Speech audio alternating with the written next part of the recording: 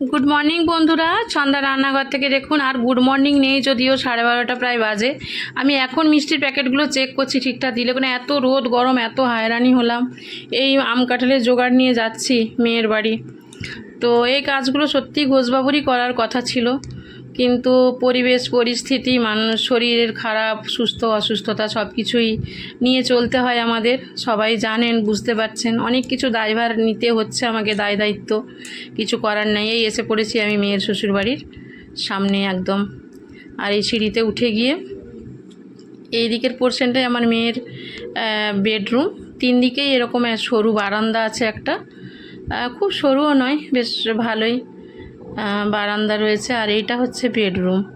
তো আমার ভিডিওটা করার কারণটাই হচ্ছে যে ওই মেয়ের কাকু কাকিমারা, পিসি পিসামশাই, মামা মামিমা, তাদের ছেলে মেয়েরা সবাই এসেছিলো। কিন্তু এত গরম এপ্রিল মাসে, এদের বৌভাতটা হয়েছিল 2 দিন পর, সেই জন্য কেউ থাকতে পারেনি।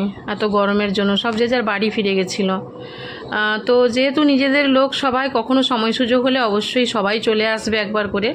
কিন্তু আমি ভাবলাম একটু ভিডিওটা করে নিই, ভিডিওটা দিলে তা ওরা দেখতে পাবে। এই হচ্ছে বাথরুমের সামনের একটা পোর্শন। আর এই সিঁড়ি দিয়ে উঠে গিয়ে এই পোর্শনটাতে আছে রান্নাঘর, আর আছে 3টে বেডরুম এই দিকটাতে। ওইটা 3 তলা যাওয়ার সিঁড়ি, আর এটা রান্নাঘরের সামনেটা। আর এই রান্নাঘরের পিছনের দিকে আছে একটা বেশ বড় পুকুর, অনেক মাছ টাছ রয়েছে পুকুরটাতে। আর ওই বাগানে কাজ করছে একজন, ফলের গাছ টাছ রয়েছে, সবজি গাছ টাছও রয়েছে। আর এই যে আমার মেয়ের রান্নাঘর, একদম খুব ব্যস্ত মেয়ে আমার কাজে।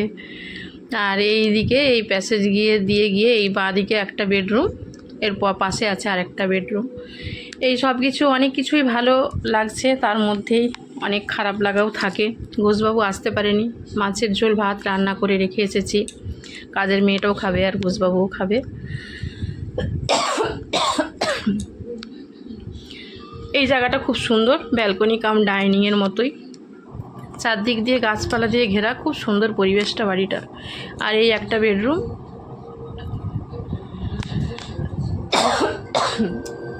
গরমের মধ্যে ঠান্ডা খাওয়ার জন্য এই অবস্থা হচ্ছে, এখন কাশি হচ্ছে।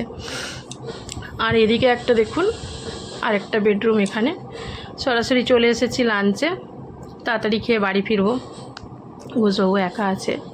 করলা ভাজা, পটল ভাজা, আলু ভাজা, একটা শাকের তরকারি চিংড়ি মাছ দিয়ে, ইলিশ মাছ, চিকেন, আর আছে পার্শে মাছের টক, আর আছে টমেটো দিয়ে মুগের ডাল।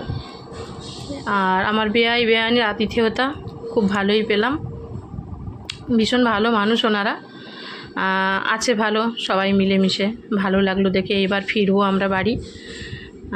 তো বেরিয়ে এসে পড়েছি বাড়ির থেকে। বেআই তো কাজের লোক দিয়ে মাছ ধরিয়ে দিয়েছে, একটা কাতলা মাছ, রুই মাছ, বাটা মাছ,